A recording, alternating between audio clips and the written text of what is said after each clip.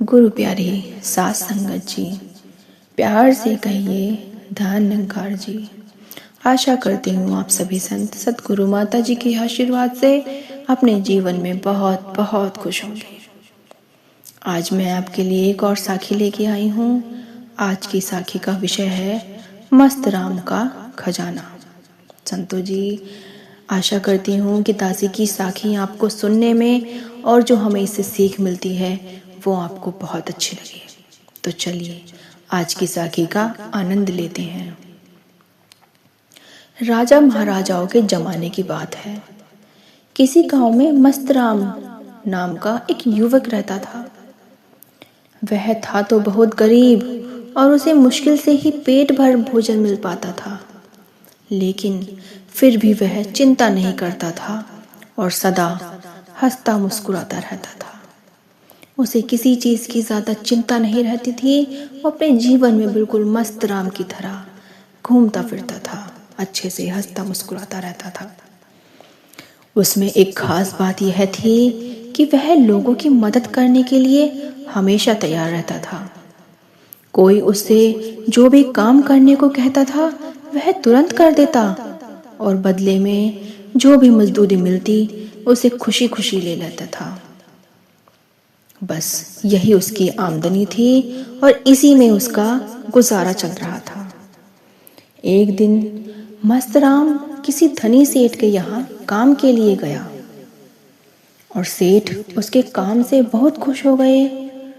उन्होंने खुश होकर मस्तराम से पूछा, भाई मस्तराम, मैं तुम्हारे काम से बहुत खुश हूँ और मैं तुम्हें इनाम देना चाहता हूँ। बोलो तुम्हें क्या इनाम चाहिए?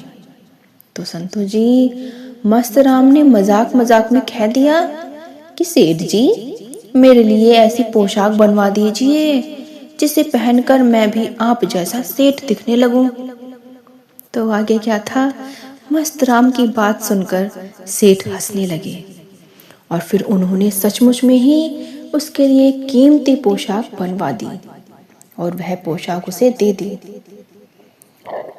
उस पोशाक को पाकर मस्तराम बहुत खुश हो गया और घर जाकर खूब अच्छे से नहा धोकर उसने वह पोशाक पहन ली और फिर लोगों को दिखाने के लिए घर से निकल गया।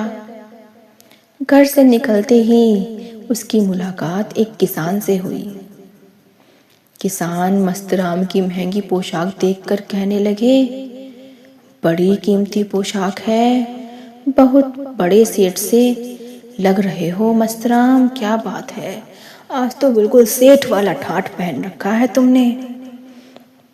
तो संतों जी, किसान की बात सुनकर मस्तराम पर मस्ती छा गई और फिर सेठों के जैसा रौब दिखाते हुए बोला, सेठ क्या चीज है मेरे सामने, मेरे पास तो वो कीमती खजाना है जो यहाँ के राजा के पास भी नहीं है।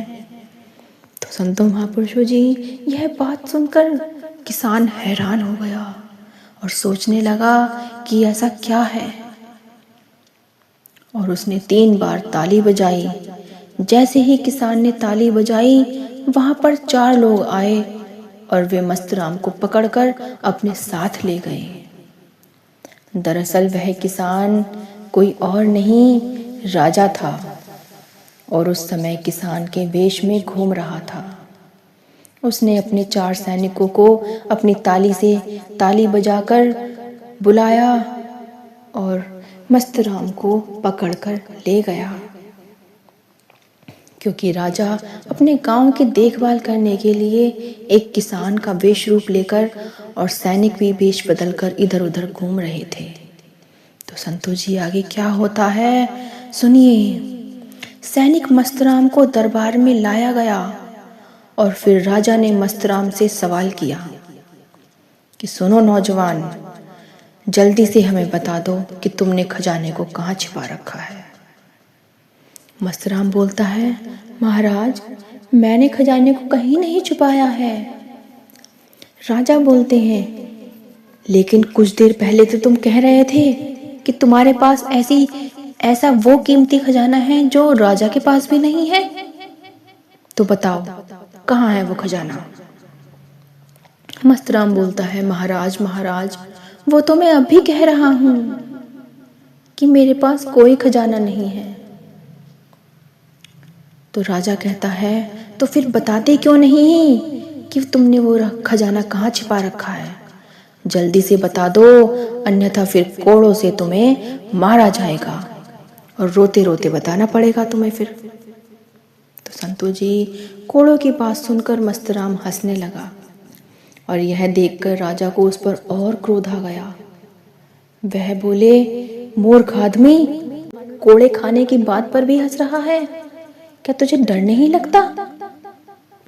संतो जी इस बात पर मस्तराम हाथ जोड़कर खड़ा हो गया और बोला, क्षमा करें महाराज, सच में मेरे पास आपके और दुनिया के सब खजानों से कीमती खजाना है, मगर वह धन का नहीं बल्कि मन का खजाना है। मेरे पास ऐसा मन है जिसमें मैंने मस्ती और उत्साह के 2 पात्रों में संतोष और प्रशंसा को जमा करके रखा है।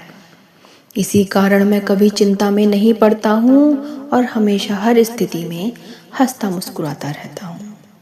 अब आप ही बताइए कि क्या दुनिया में इससे कीमती भी कोई खजाना हो सकता है क्या? संतो महापुरुषों जी, मस्तराम के इस खजाने के बारे में जानकर राजा को बड़ी खुशी हुई और बोले, मस्तराम, सच में ही तुम्हारा खजाना सब खजानों से कीमती है और तुम दुनिया के सबसे अमीर आदमी हो। तो संतो जी हमें इस साखी से क्या सीख मिलती है कि हम चाहे किसी भी समाज से हों, अगर हम अपने समाज के किसी उभरते हुए व्यक्ति से जलते हैं या उसकी निंदा करते हैं तो हम बिल्कुल समाज के लिए कलंक है। हमें किसी की बुराई नहीं करनी है, किसी की अच्छाई, हमें सबकी अच्छाई पर ही उनके साथ रहना है। किसी की बुराई करके हमें कहीं नहीं जाना है, सब कुछ हमारे कर्मों में ही ढल जाना है। संतो जी आपको साखी कैसी लगी और साखी से आपने क्या सीख सीखी कमेंट में ज़रूर बताएं और दादी के चैनल को लाइक शेयर सब्सक्राइब कीजिए संतो जी, और आगे से आगे दादी के चैनल को बढ़ाइए। आगे हम आपके लिए फिर और नई साखी लाएंगे। प्यार से कहिए संतो जी, धन्यवाद जी।